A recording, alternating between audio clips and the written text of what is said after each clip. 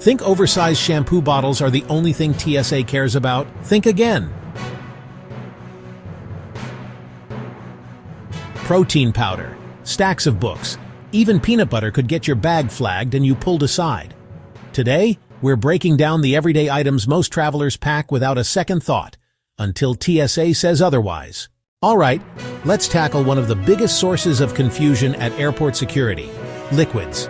We've all heard of the 311 rule, right? It's been a travel standard for years. As a quick refresher, any liquids, aerosols, gels, and creams in your carry-on must be in containers of 3.4 ounces, or 100 milliliters or less. All of those little containers must then fit inside a single, clear, quart-sized bag. For your everyday toiletries, this rule is non-negotiable. But what happens when your needs go beyond a travel-sized tube of toothpaste? What about life-sustaining medications or the food your baby needs for a long flight? This is where the rules show some much-needed flexibility. Here's the critical piece of information. Medically necessary liquids and food for infants and children are exempt from the 311 rule. That's right, they are allowed in your carry-on in amounts greater than 3.4 ounces. We're talking about a wide range of items here. This includes prescription medications, over-the-counter necessities like liquid pain relievers, and vital supplies for infants, such as baby formula, breast milk, and juice.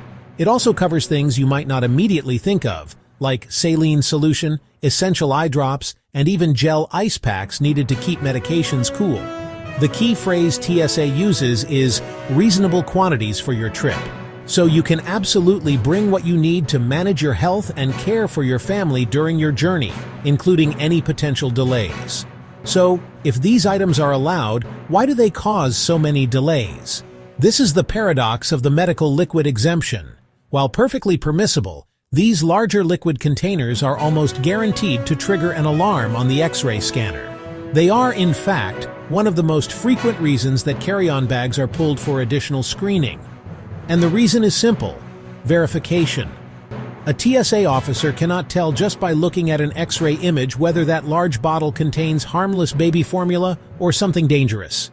Their job is to resolve that alarm. This means every single medically exempt liquid over the 3.4-ounce limit must undergo a secondary inspection. This isn't because you've done something wrong. It's a required and vital step in the security process.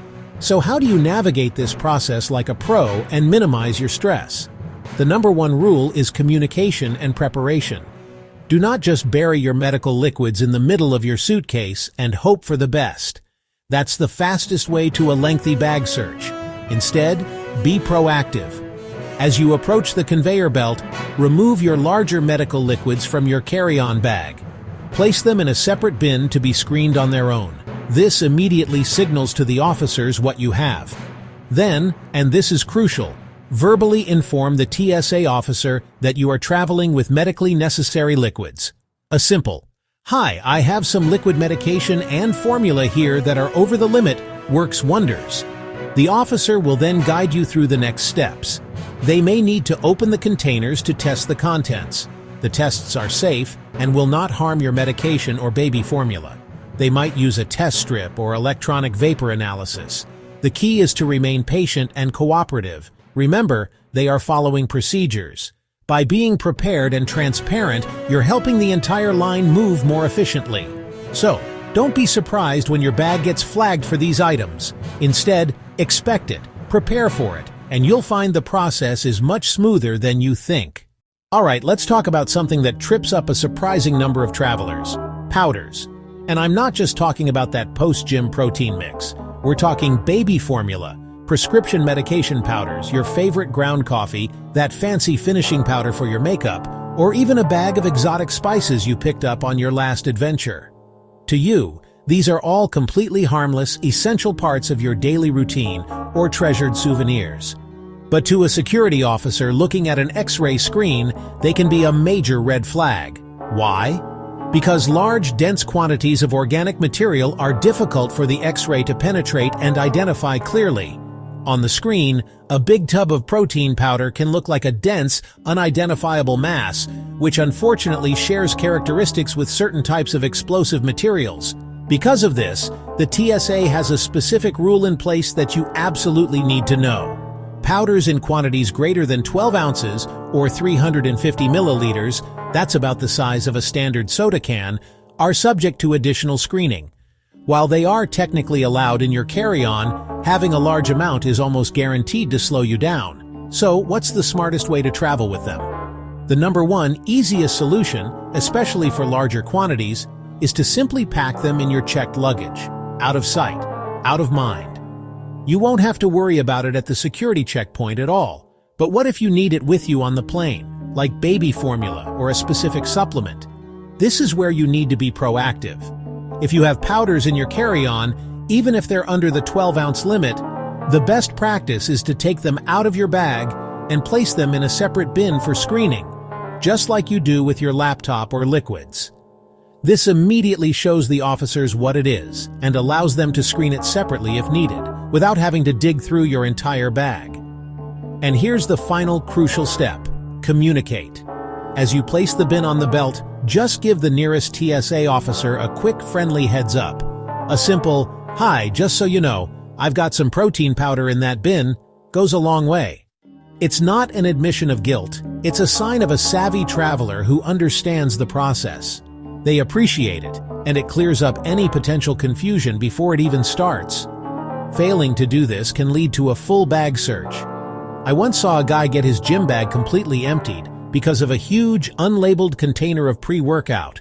They had to swab everything. It was a mess, and easily added 15 minutes to his wait. By simply taking it out and declaring it, he could have been on his way to the gate. If your powder is not in its original container, be prepared for that secondary screening, like an explosive trace detection swab. It's a quick, painless test, but you can avoid the whole situation by being upfront. So, to recap, for a smooth journey with powders, pack large amounts in your checked bag. If it's in your carry-on, take it out and place it in a separate bin. And always give the officers a friendly heads up. Trust me, following these simple steps will make you look like a pro, and more importantly, save you a ton of time and unnecessary stress at the security line.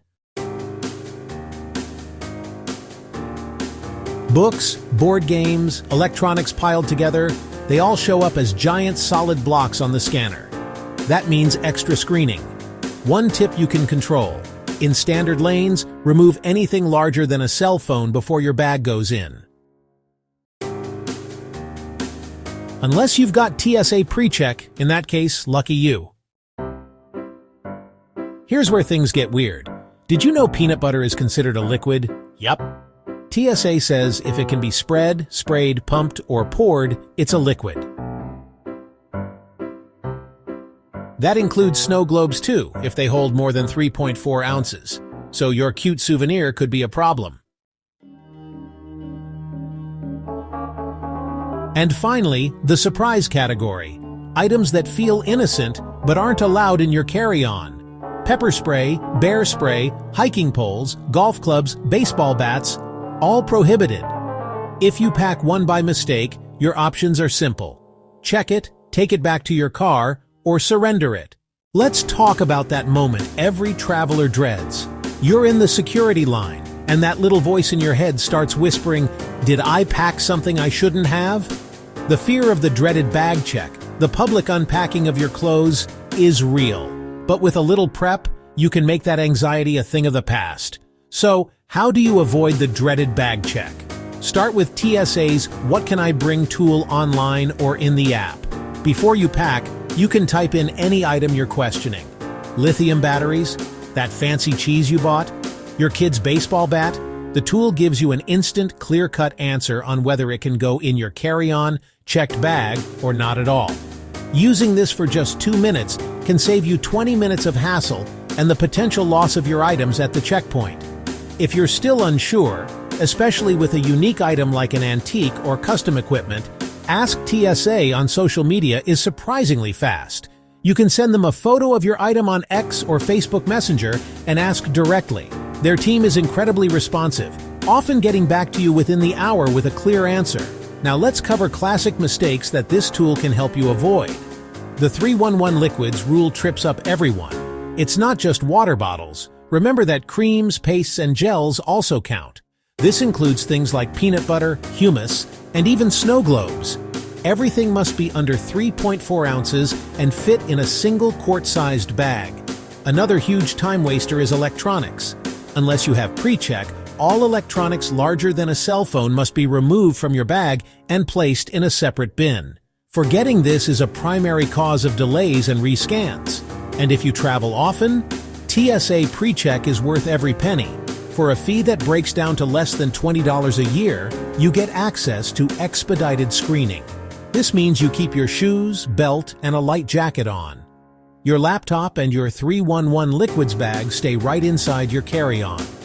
The lines are drastically shorter, the process is infinitely less stressful, and you get way fewer surprises. The application is straightforward, and approval is good for 5 years. It truly transforms the airport experience from a frantic rush into a calm, predictable process. Remember, it's not always the big things that slow you down at security. It's the little things you least expect. So pack smart, travel smooth, and save yourself from becoming that person holding up the line.